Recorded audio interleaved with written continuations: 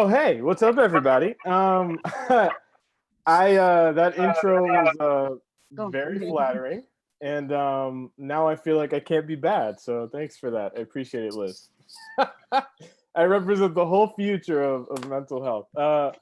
So um, I No, it's am the ladies here too. I am so grateful to be here. Thank you so much to the Wellness Committee.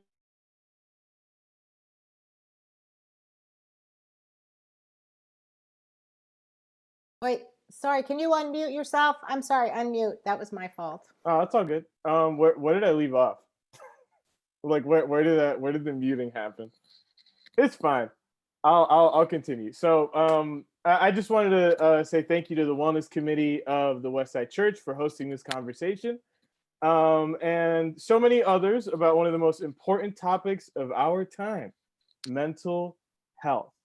I am so excited to be here and to hang out with y'all. Before we start, I just wanted to say that we are here to learn from each other, be in community with one another, and continue to raise awareness about the ways that behaviors often taught with masculinity affect our lives, all of our lives, not just men, right?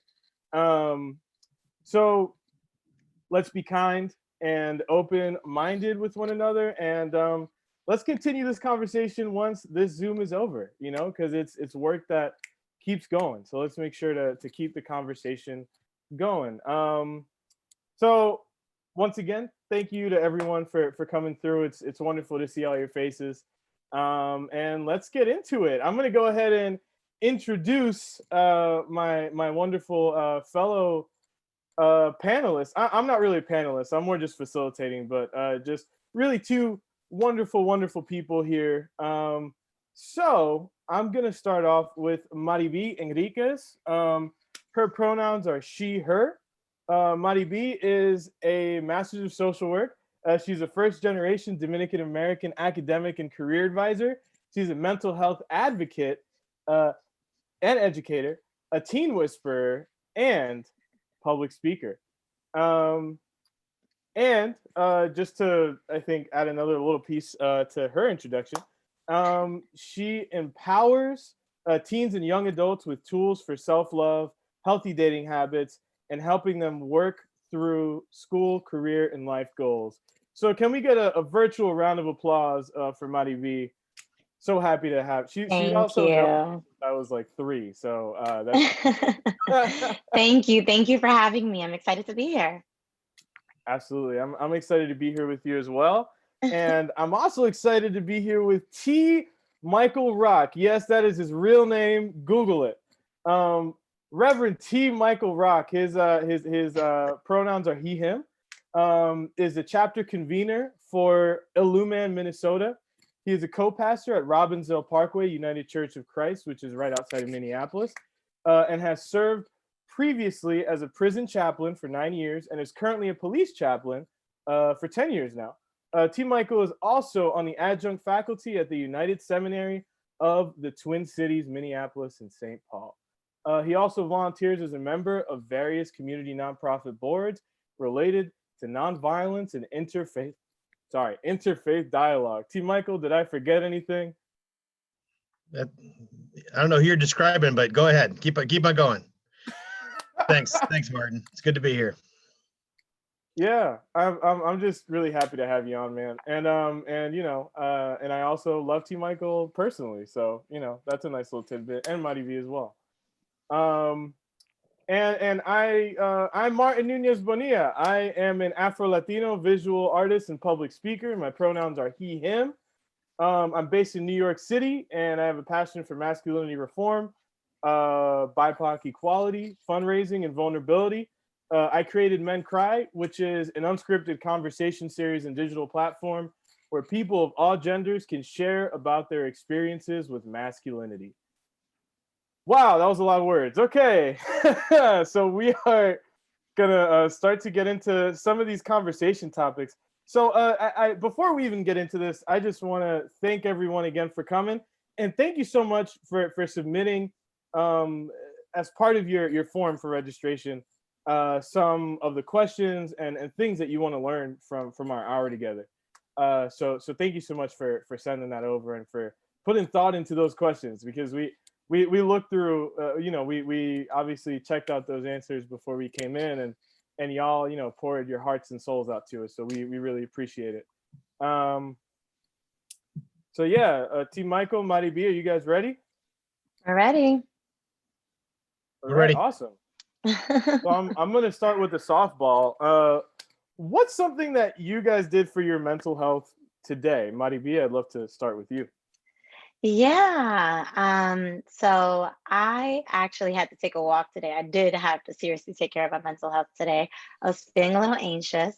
And when I feel that way, the first thing I do is kind of really step out of this room and I go into any kind of nature that's near me. So I went for a really nice long walk today. That's beautiful. And is there anything specific that you were feeling anxious about? Just curious. You don't have to share. I had a long to-do list, sir. I had to work. I was prepping for this panel. I'm traveling soon. So making sure all my ducks were in a row and that I wasn't dropping the ball on anything. So, and I'm a terrible multitasker. So anytime I have to do multiple things, I get anxious. That's very relatable. Thank you for sharing, Mariby. Yes, fun fact. T. Michael Rock, what's something you did for your mental health today? Thanks, Martin.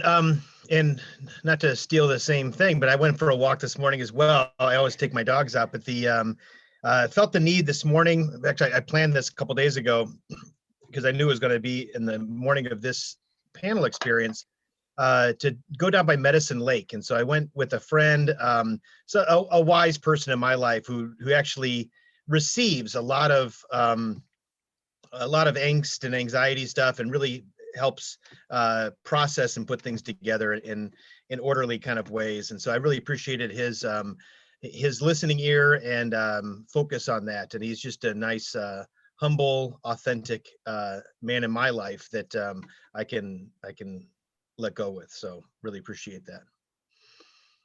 That's beautiful. And I hope you. Oh, what were you gonna say? I said I can't do it myself. I need people in my life. Absolutely. I hope you feel like you can, kind of let go in this space as well. We're all in community with each other, and we're all here for each other's best interests. Yep. And just to share shortly, because I'm super excited about it, something I did for my mental health today was I bought Knicks tickets. The Knicks are in the playoffs for the first time in 8 years, and I am losing it. I'm so happy. I'm so excited. But I should share that. Do things you enjoy, everybody. I'm super happy about it, and I'm sharing it with anybody, even if they don't want to hear it. So thank y'all for sharing. I kind of want to move into some of the questions about emotional repression, because when we talk about masculinity and things that are often taught as being part of masculinity, sometimes something that's often taught is the idea that you can't express yourself emotionally if you want to be a big strong man. So I wanted to ask about emotional repression, and Mariby, I think I want to start with you on this. What are some of the ways that this kind of emotional repression that men are often taught, how does it affect men in their relationships, whether that be personal, romantic, professional? Like, what are some of the things? Yeah. So in many ways, right? And I like this question a lot because it highlights like a current trend of like people wanting to be unbothered and being emotionless, and they attribute it to this masculine quality, and it makes them stronger. It's weakness to be vulnerable and to show your emotions. Kind of making the opposite of showing emotions a super trait, when really it's not, right? Our emotions provide us with insight on how we feel, which leads to important information that we can communicate clearly to our partner, to our bosses, to our friends, instead of kind of releasing our emotions in these negative ways because we're too afraid to say what we really mean, or maybe we don't know how to say what we really mean, right? Because we're not used to practicing how to share our emotions. So I always tell people your relationship should be a safe space for emotions. My hope and prayer is that everyone feels, at least with one person in their life, the freedom to express how they feel, and to discuss those feelings, because when repressed, they're going to come out one way or another. They're going to spew out one way or another, and we want to make sure that they're spewing out in the most positive way. Um, so that your interaction, your communication can lead to a resolution, that is actually positive, and growth and evolvement of relationships. So those are my initial thoughts around that. Thank you so much, Mariby. I love that tidbit about emotions providing information, right? It's not just Yes, something you feel; it's information that your body, that your mind is giving you, right? right. Yeah. T. Michael, do you have anything to add there? I know that you've been in a relationship before, at least one. I'm in a relationship with all living beings. What do you mean, Martin? I mean, That's Yes, that's part of life. beautiful. That's deep, man. yes. Yeah, and I think you both hit on it. Mariby had a beautiful way of understanding that moving through these emotions teaches us. And Mm, I think of where we carry emotions in our bodies, and to check in, and to I mean, I'm big into asking why questions, like why, what is happening to me? Like let's check in, let's observe from different angles about what these emotions are about, and actually have folks or to process with. But I can also process these emotions on my walks in the more than human world, right? mm-hmm, Process those emotions with the rivers and the streams and the lakes and the rocks, and all those different beings out there that are that want to receive and care for you as well. So this whole sense of nature mirroring back to us these cycles of emotions, and they carry emotions as well. So to just kind of be in those relationships is, I think, a powerful thing, and they are all teachers, and so it's what we do with those, and we think of those wounds, we call them in our work sacred wounds, right? That they're sacred. They teach us all the time, and mm. our deepest wounds are the most sacred, and how we kind of work through those. So yeah, they're all teachers. Absolutely. I And love so, that. sorry. No, I was just saying that I love that.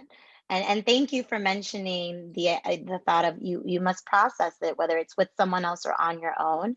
But processing emotions is what leads to being able to understand where you're coming from when you go to communicate with another person. When you have awareness, when you have self-awareness, right? An understanding of where this is coming from, and you sat with yourself for some time, it's really powerful what you can communicate to somebody else.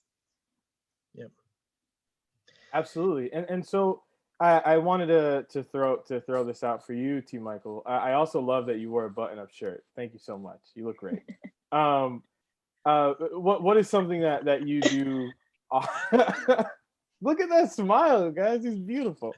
Um, what is something that you Does it matter that I do? have shorts on and flip flops underneath this? So do I. I Okay, absolutely do as there you go. well. So we're wearing the same uniform right now, man. What's something that you do to help process your emotions, right? Like, for example, if you're feeling angry one day about something, right, or anxious, what's something that helps you work through your emotions? Because uh personally, I live in New York City, and nature's not talking to me, man. He's not in the same way. There's not as many rivers and streams and seagulls and stuff like that.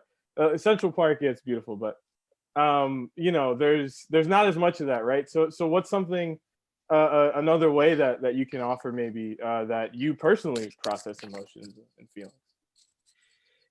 Yeah, I think that happens everywhere. I think architecture also processes emotions, and it's about the conversation, right? To be in conversation with any person or anything else in the world is about having that conversation in that process. So, and that happens through journaling on a personal level. For me, I love to Hmm. journal. It's a practice that I notice that I'm healthier when I'm journaling. I take big periods of time when I'm not journaling, and those are not as the healthiest parts of my life. I can see that trajectory in my life story.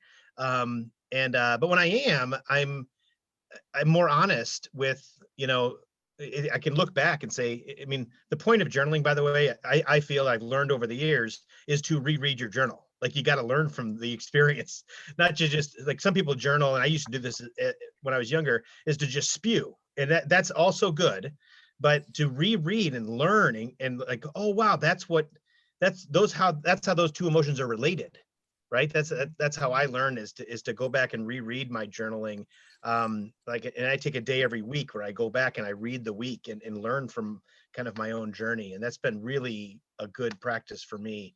But I think the conversation happens with anything, and to have people in your life, and I have a few of them. In fact, one of them's on this call. His name is Doug. Hi, Doug. I love you, man.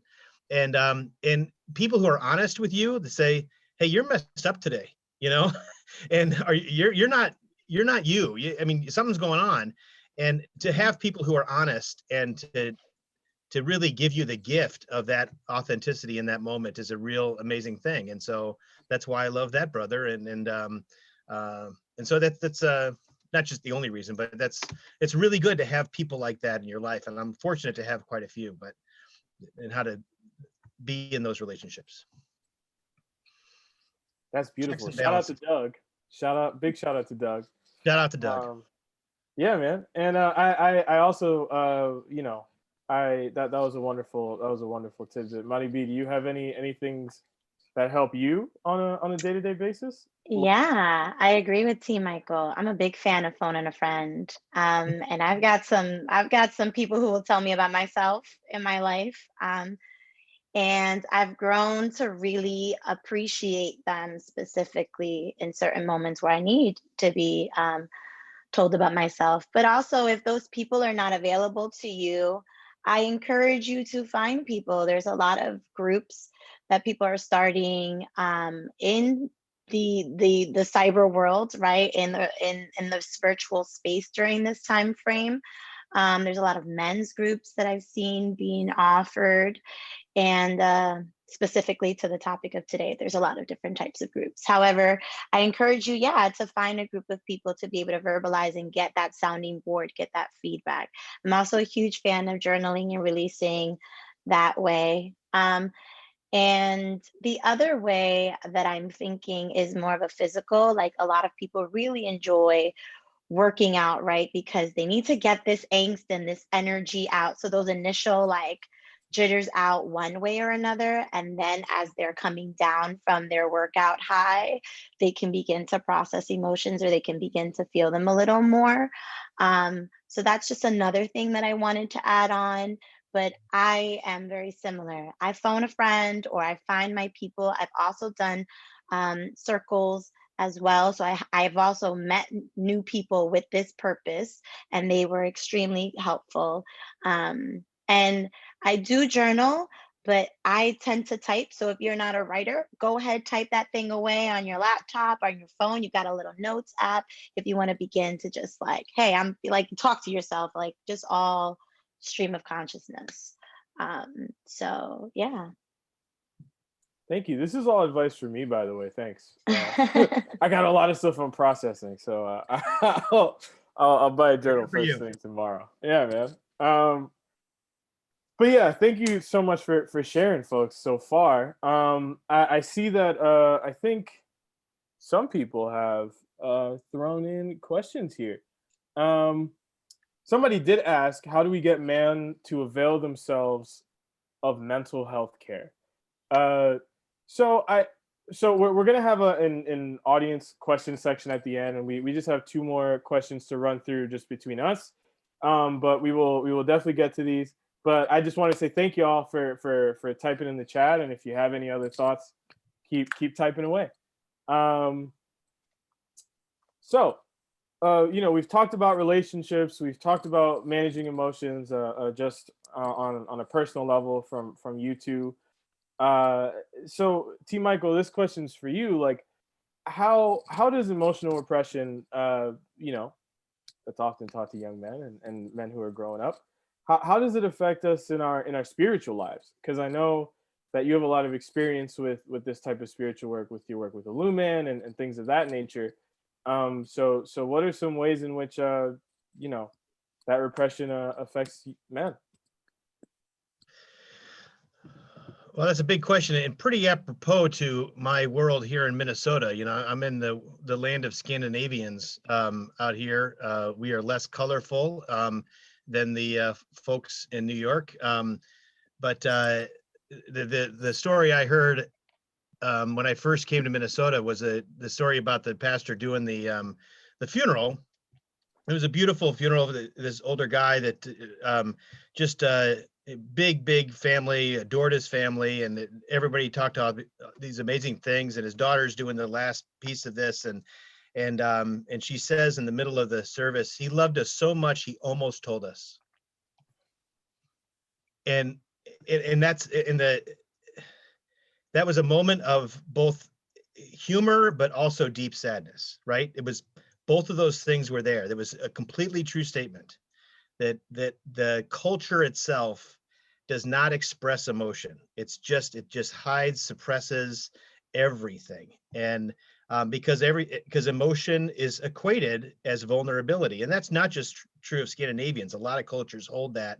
And, you know, you show any emotion that's vulnerable. And so I think the thing I'd love to do is to experience emotion, and I'm lucky enough to have been in a world where dramatic expression was encouraged and wanted, you know, on stage, and so we got a chance to play with our emotions and experience characterizations and really find that wholehearted sense of both joy and suffering through that dramatic expression. And I just think that's one of the healthiest things to do like that improv staging kind of work.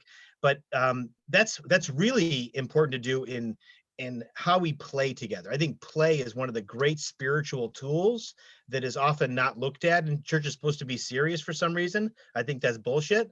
I think church should be a lot of fun, a lot of play, a lot of experimentation. And if we can do that, that leads itself to both crying and laughter in much more authentic ways. If we think church is about liturgy and singing a certain song or these 10 songs over and over again, we're never going to get there, and we're just going to turn off everybody else. But if we have an authentic experience of sharing human emotion and characterizing this journey, this journey of life, death, suffering, pain, and joy, and renewal, and new life all the time, that's where we get to the emotional experience. And too much of church is the frozen chosen and not an authentic experience of wow, that was amazing, and experience that great joy. And also when you hear the deep need and pain of the world, and you know, and we're experiencing this right now in the as we're doing this Zoom meeting, there's a vigil happening in our hospital because another 6-year-old was killed just down the street from where I live by a random gunshot playing on a trampoline. And it was the 17th young person who had died by a gunshot in the last few weeks. And it's just, it's out of control. And so it's finding the tear in there is very easy. And you got to have that sense of play that allows us to get to those emotions. So have fun, folks. Absolutely, man. But T. Michael always dropping dimes. Always dropping dimes. When he speaks, it sounds like a poem. And that's beautiful. Thank you so much, T. Michael. I mean, and Mariby, do you have anything to add in terms of like the way that emotional oppression might affect spirituality? You know, again, connecting, I think, you know, everyone relates to spirituality in a different way, but it's a very vulnerable piece of yourself. And sometimes it could not let you get there and connect with the spirituality of nature around you, to be able to see, as T. Michael says, the emotion in, you know, the trees and the animals and all the life that is really around you.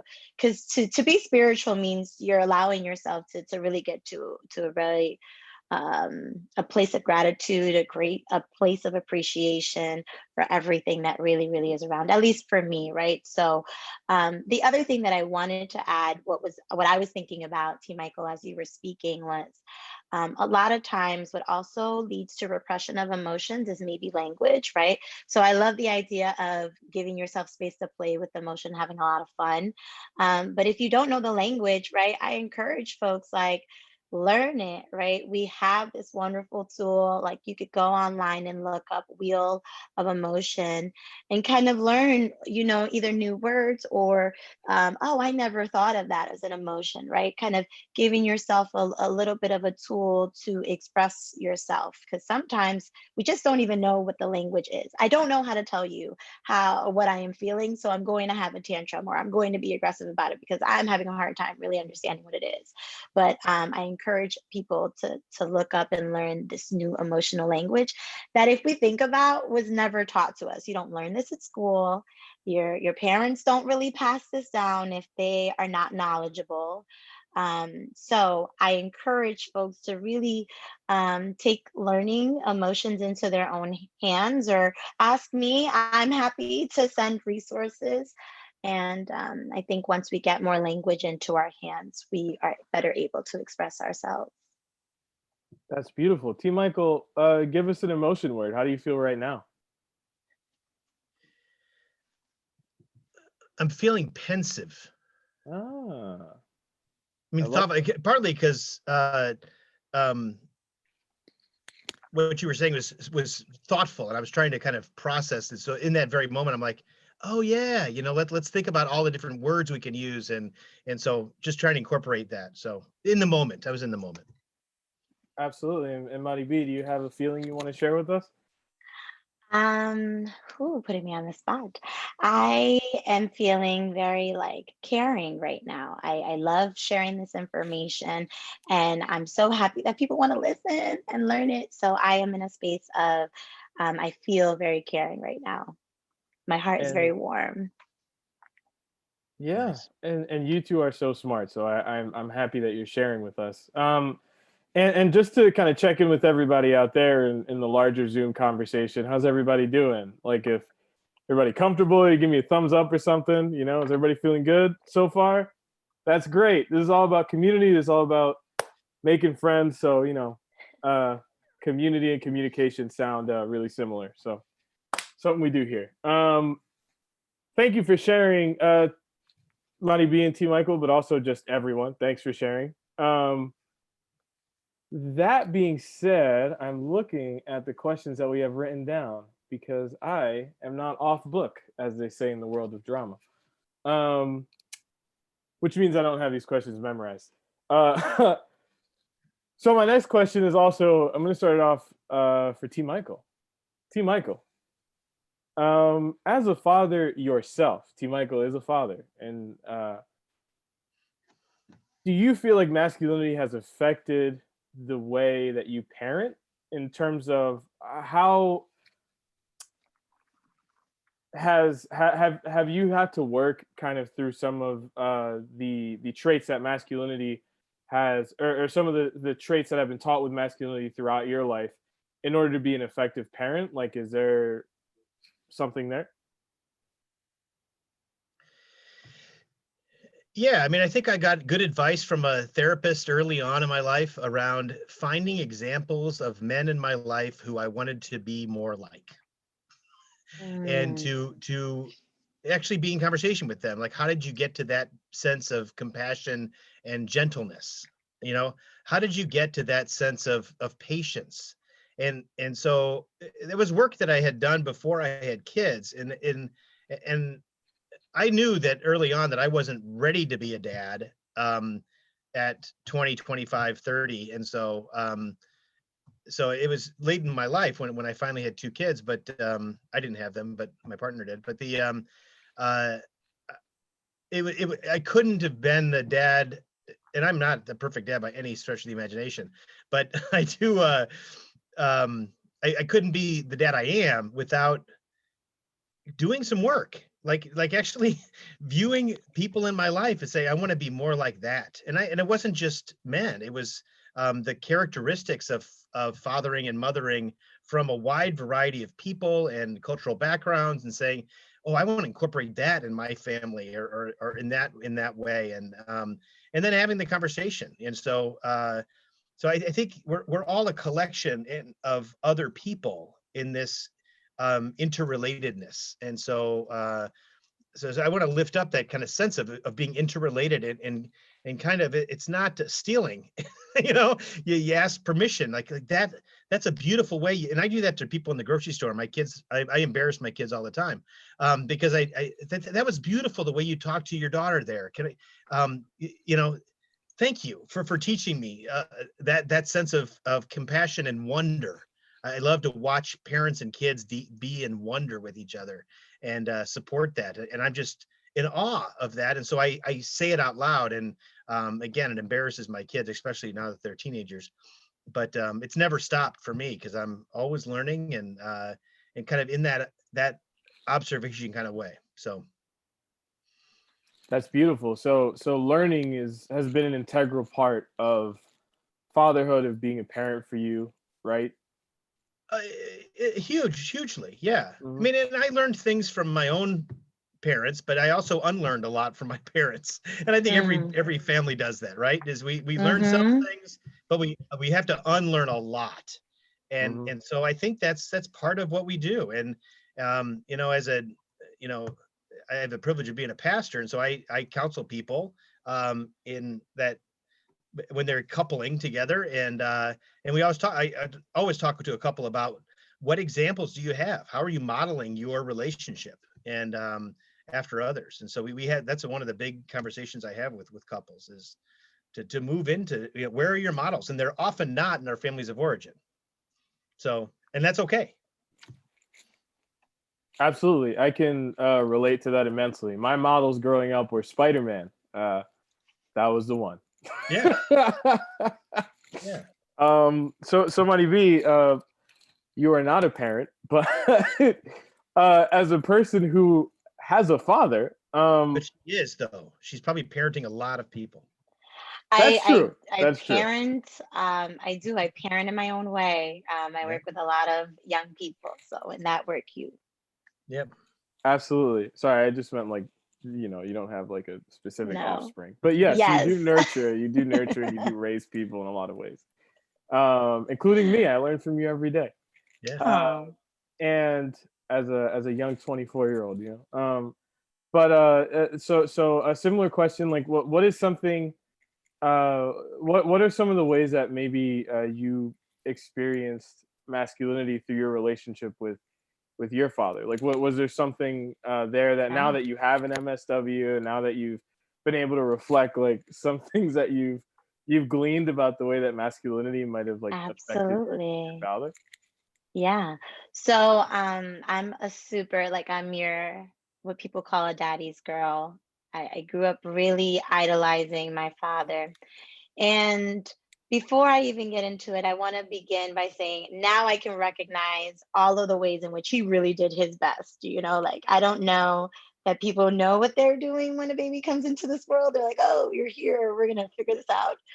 Um, and then he had a girl, and I'm his only girl, and he's got 3 sons. And so it was a different world. But I think he some of the things that I remembered, even to this day, I'll remember moments from my childhood, because he had a lot of moments where he was making sure I came out feminine, like making sure I was really, really feminine. I took that as, like, now I see it as part of, like, his masculinity. Like, he felt like it was his role to make sure that I am a well-presented daughter, and that some man would be attracted to me and sweep me off my feet. Just very, like, there were a lot of, like, strict gender, like, he was very gendered. He wanted to make sure we were good women and good men.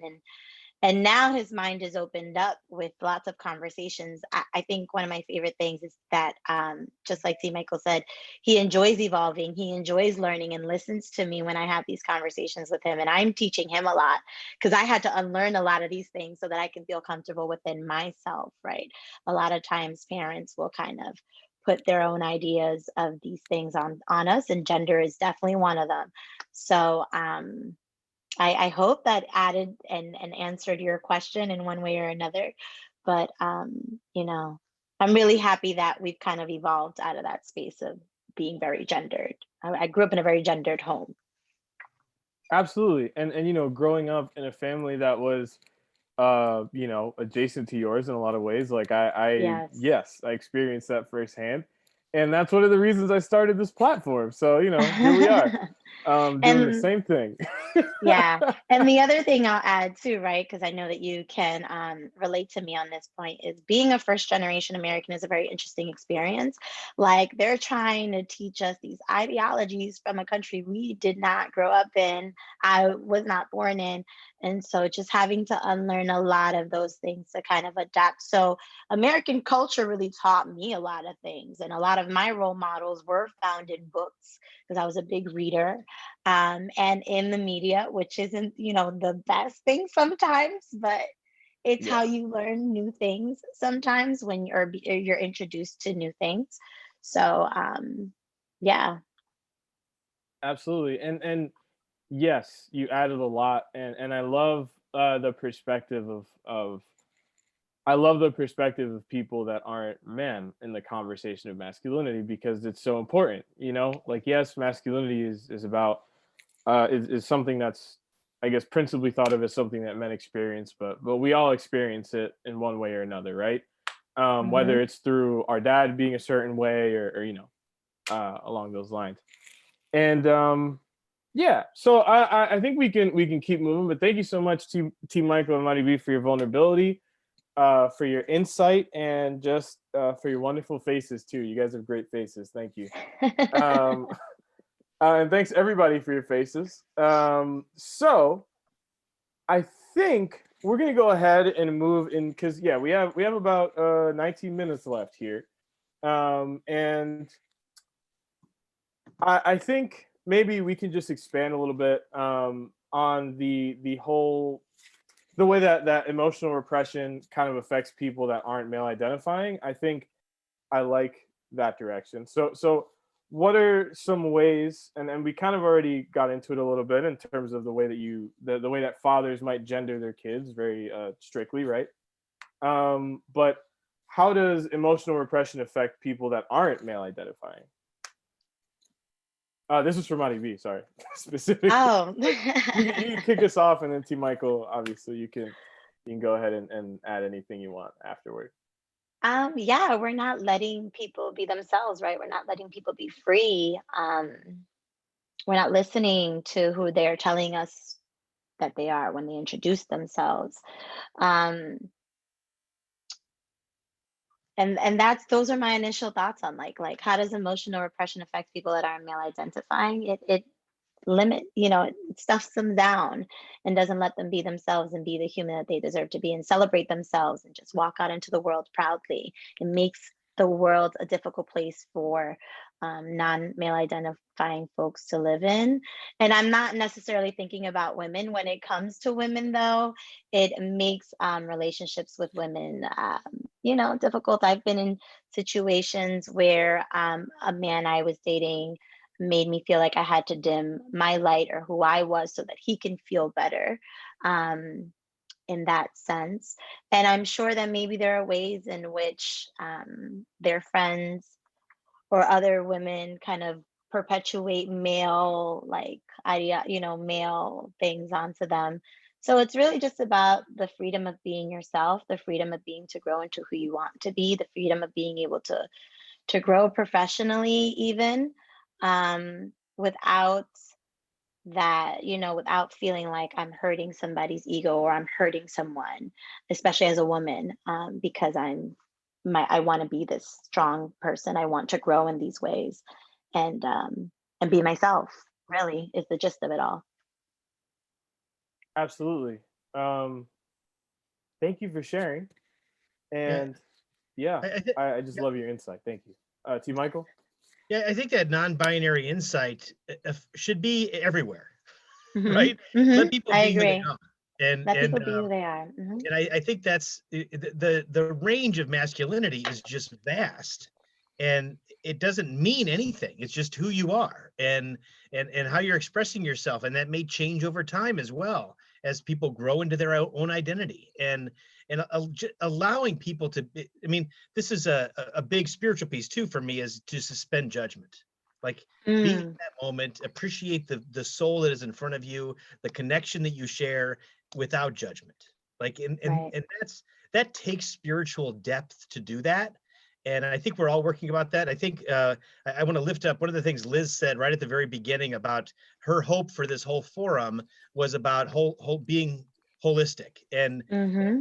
And I say this to every new member class in my congregation, was our goal as a congregation is to have whole people walking around in the world. Right? We want this faith experience to increase your sense of being a whole being, so that your whole being can help other whole beings become whole. And I think that was a beautiful way to begin this forum, because I believe we share that in the folks in this room. So uh, but part of that is just suspending judgment about this non-binary sense of what is masculine, the definitions of what, forget definitions. There's people who Yep. express themselves differently, and just love every one of those expressions as beautiful experiences of who people are, and that's how we find relationship. And I think that's when the spirit comes alive too. I mean, that's the deepest connections, when people feel like they're known and heard and listened to, and that's a gift, I think, that's a generational gift that is happening right now. My generation Absolutely. is not great at it. The people and my parents were not great at it, but I think that's what's becoming, is this non-binary sense of definitions across the board, not just gender and sexuality, but all over the place. And so, Mm-hmm. And I would love to say that that's hopefully where we're working our way towards, right? Because the reality of the situation is that unfortunately we still live in a society and still live in a world that imposes these binary, right, rules and regulations and mhm. social structure on us.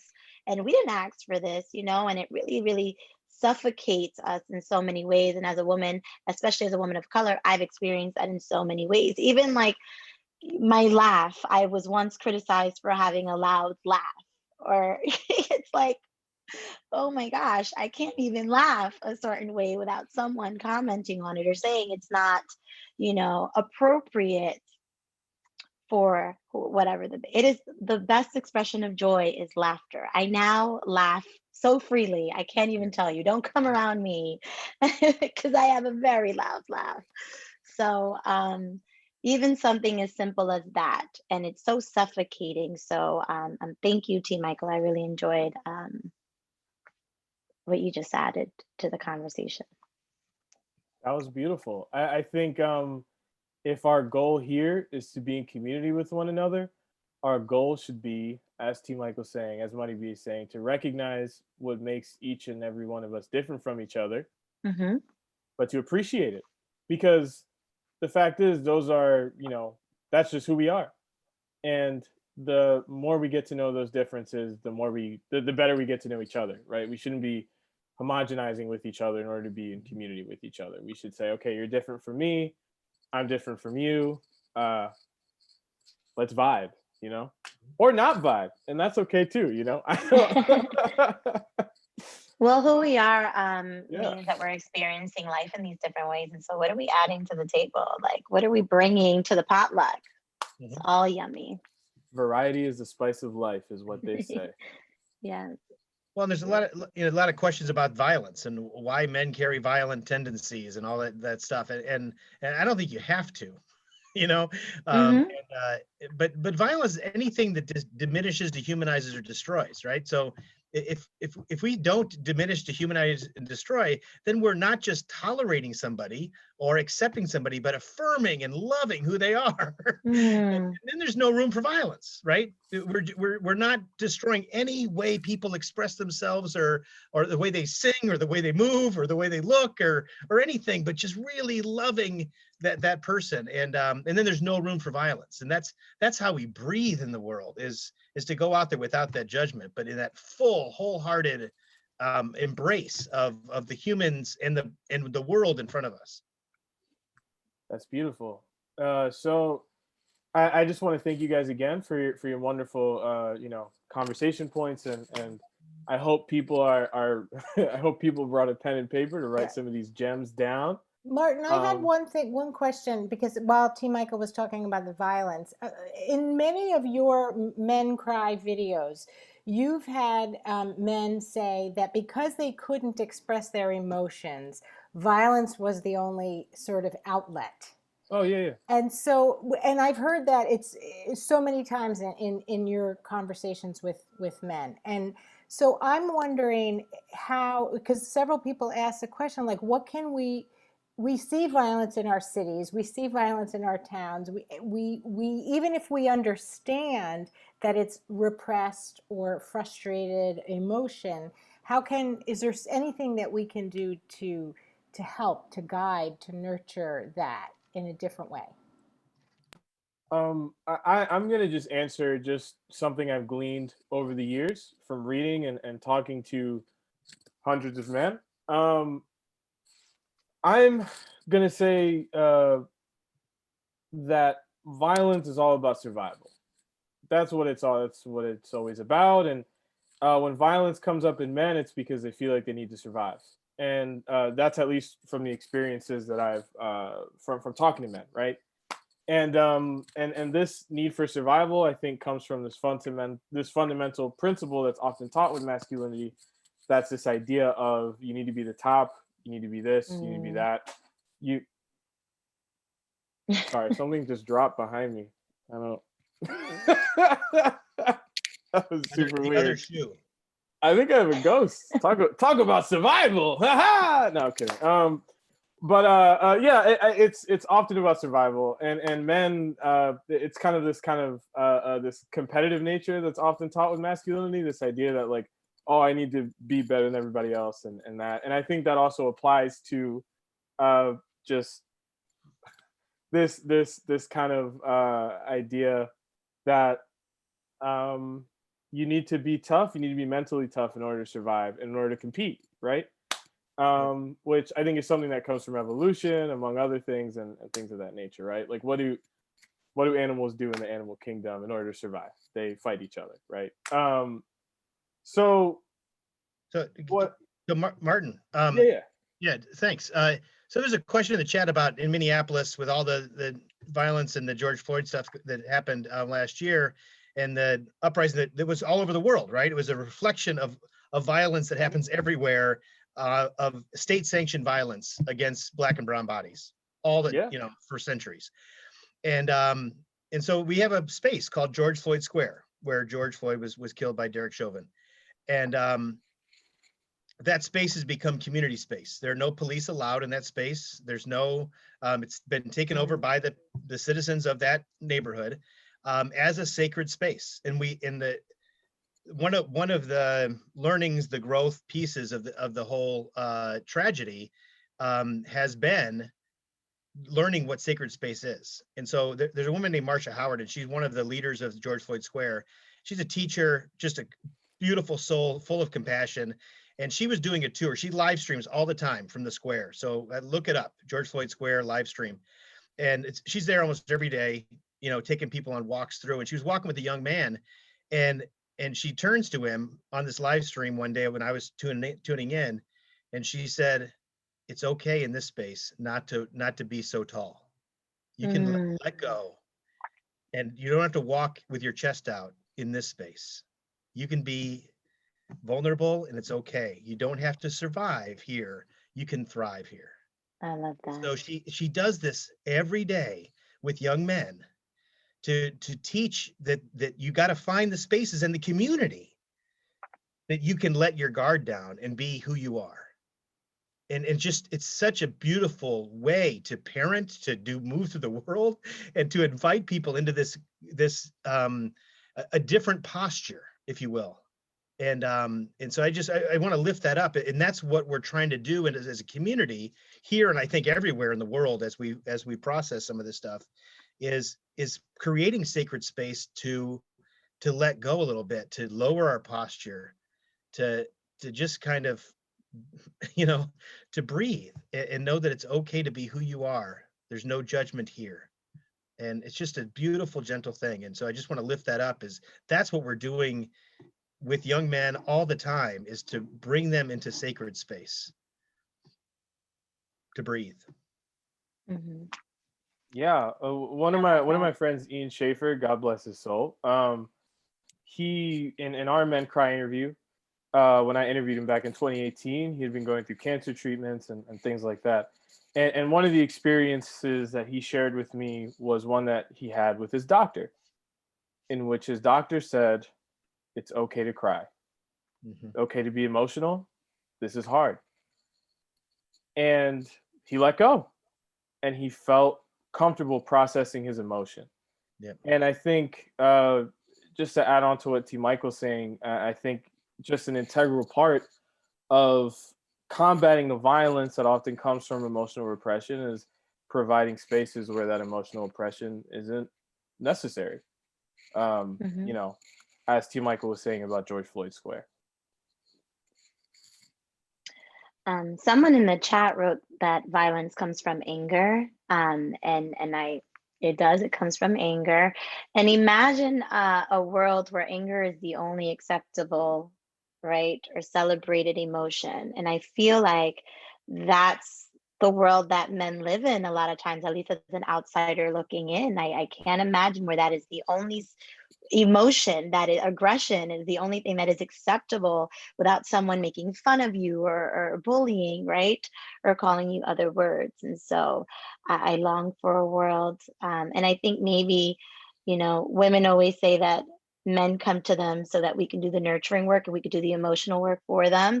And it's because within women, like, supposedly they find a space to be able to experience other emotions.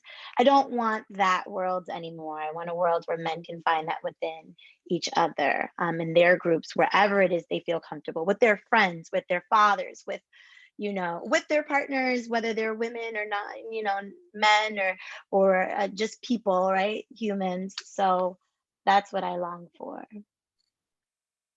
Absolutely. And we can be the change we want to see by creating those spaces within our own relationships, in our own houses, things like that. Right. So I'm going to start running through some of these questions in the chat. I know we were only supposed to be on till 8:30. It's 8:27 right now. We have a lot of questions. We have a lot of people want to know things. So I mean, if everybody's comfortable going past 8:30, we can kind of Well, we do have the one question about how men can avail themselves of mental health care. I really wonder if that doesn't have to do with inviting them into places initially that are safe and feel comfortable. It doesn't have to be therapy right away, but just some kind of conversation. I feel like that might answer in a way that kind of answers. I don't know if anybody else wanted to add anything to that, but because I don't know that a young person would necessarily want to just enter into therapy as therapy. Yeah. In the men's work we do, we often call men do better shoulder to shoulder than face to face. So we encourage men of all ages, people identify as men, to find a shoulder to shoulder partner, and that can be fishing, it could be walking, it could be running, it could be at the gym, or whatever it is. It's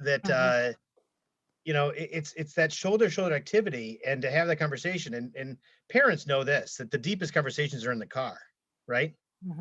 That's a shoulder to shoulder conversation. You're looking at the road, and you can open up to vulnerability. I mean, how often do kids say, and I worked with teenagers forever before I had them, was the deep conversations I have with my parents are in the car, the first time I saw my parents cry was in a conversation in the car. The first time that I cried in front of my parents was in the car, or, but, maybe in New York City, you don't drive around as much, but, but that's a big thing in a lot of communities, is solid time to be shoulder to shoulder with someone to tell your story. And it feels less daunting than therapy.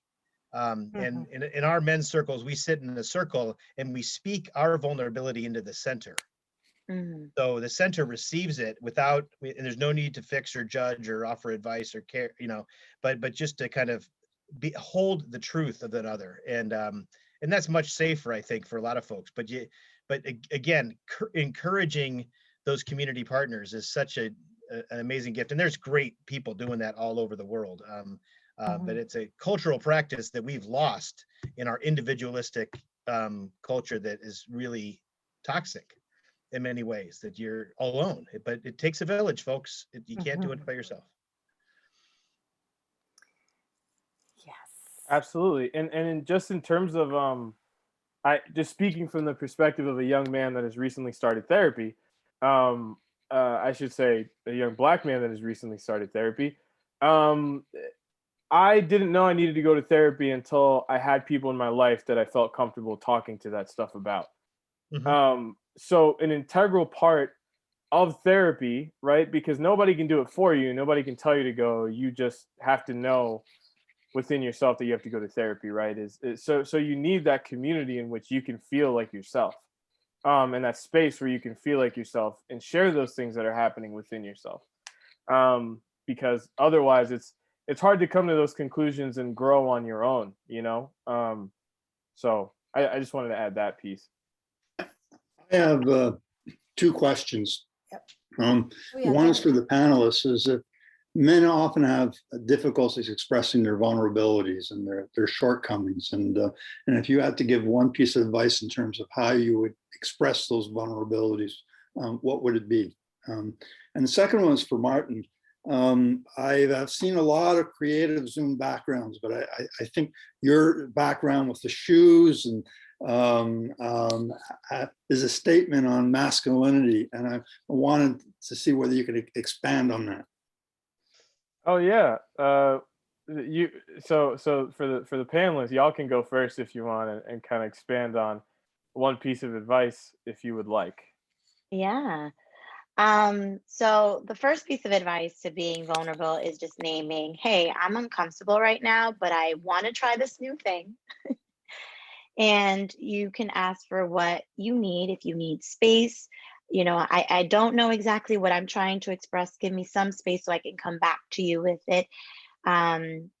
Just kind of naming the thing that you don't know, or asking for help with, asking for help and asking for space is asking for help, right? So kind of being very open, even if the first thing you say is, I don't know how to handle this right now, but I want to do this differently. I want to be more vulnerable. I'm trying to find the language. Can I get some space? Or how do you say when I feel this? Or, but start with those baby steps. You don't have to have it all perfect right away when you're beginning to express how you feel, or you're beginning to kind of tap into vulnerability and sharing that with someone else. Because that could open the door to number one, a person really getting to know you and learning how to work with you. Because there's not a one size fits all solution to like listening and hearing someone out, or giving them the space to be vulnerable. So that's my first thought in terms of how you can begin to express yourself and express your emotions, is just asking for what you need and naming the thing. I'm uncomfortable. I think I feel this, but or you could write it in a letter. Some people do that instead of saying verbally how they feel. That's beautiful. T. Michael, do you have anything to add here? Yeah, I would just, it sounds simplistic, but practice, like primal scream, dance, I think of practicing emotions and walking. Like, do an anger walk, do a joyful walk, do a sad walk, use your body to experience different emotions. It's practicing emotions helps us get to them. Right. Or saying what you don't want to experience, right? Just to Sure, yeah, piggyback yeah, off of that. yeah. Saying, I don't want to yell right now. I gotta go. Yeah, You know, absolutely. I don't want to do this right now. If you kind of put it out there, you can kind of begin to work your way to exactly what it is that you want to do and what you want to express. So yes, I love that practice. Yeah. And in New York, you can primal scream and no one will care, right? Go to You the know, subway, it, primal Sure. scream, and you're ready to go. yeah, Right. man, people do that every day here, no matter what time it is. There's nobody bats an eye. Yeah. So, Thank you so much for that insight. And just from my personal perspective, what I would say, you know, to any man out there that's trying to figure out kind of the first step, I think is doing some inward thinking. And that doesn't have to be journaling, that doesn't have to be anything formal. Just start by thinking about, okay, who am I? Right? It's super existential, right? But I think that's like the first step in self-awareness, the first step in starting to figure out who you actually are, because until you ask those questions, you're just reflections of everything else in the world, you know. Mhm. So start asking that question, and then you can move on from there. Yeah. And T Michael, unless y'all and Mariby, unless y'all have something else to add, I'm just gonna start talking about my sneakers. so I do want, I am aware of the time and we like to covenant, but I think it would be a wonderful wrap up to let Martin explain about his backdrop, because I do think it has to do with who you are and what you're comfortable, how you're comfortable. So quick, you go ahead about your shoes, and then we're gonna let folks dip off. I like comfortable footwear, but also I you know, I grew up in Jersey City in the Bronx, and sneakers are a huge part of the culture there. So that's a way that honestly I've built community with other people in New York and around the world, is through sneaker enthusiasm. So that's something I like to showcase. But I think also it's kind of just a statement about who I am. I'm a dude. Like I'm a dude. I wear sneakers. I wear khakis. I play Xbox. I have an Xbox right here. I don't know if you can see it. I wear hats. I watch sports. Like, you know, I'm just a guy trying my best, and I think that's what I always try to bring to any space is my full and authentic self as much as I can, in order to try and encourage other folks to do the same. To right? do the same. You have modeled, all of you have modeled just a beautiful openness and willingness to share and a vulnerability, and we so appreciate it. Thank you so much for being with us this evening. You've given us a gift, and I think a taste of wanting more. So it's good to leave them wanting more. Friends, to all of you who have been with us this evening, I just send you off into your week with our parting words, which is, we pray that you be well. And we'll be back next week and the week after that, and you're always invited to join us. God bless and thank you. Have a great evening.